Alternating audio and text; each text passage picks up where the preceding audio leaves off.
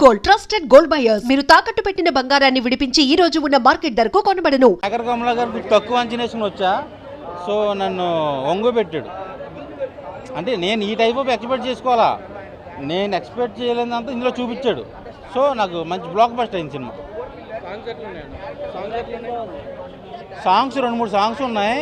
So నేను సాంగ్స్కి నాకు అంత ఏం అనిపించలేదు, కానీ ఎమోషన్ ఫస్ట్ నుంచి లాస్ట్ దాకా కూడా మంచి ఎంటర్టైనింగ్గా తీసుకెళ్ళాడు. వాళ్ళిద్దరూ ఆల్రెడీ యాక్టింగ్లో ప్రూవ్ అయిపోయారండి. సో వాళ్ళకి యాక్టింగ్ ఎవరు పేరు పెట్టాల్సిన అవసరం లేదు. లెంత్ ఎక్కువ ఎవరిది ఉందంటే ధనుష్ గారిదే ఉంది. సో ఓవరాల్గా చూసుకుంటే 500 కోట్ల పైన కలెక్ట్ చేస్తుంది ఈ సినిమా. నేను 5కి 4 ఇస్తా. ఫ్యామిలీ అంతా కూడా వచ్చి చూడాల్సిన సినిమా ఇది. అంటే నేను ఏమంటున్నానంటే, శేఖర్ కమల గారు అంటే ఒక ఆయన సినిమా అంటే ఒక ఉండదు కదా, ఒక శైలి.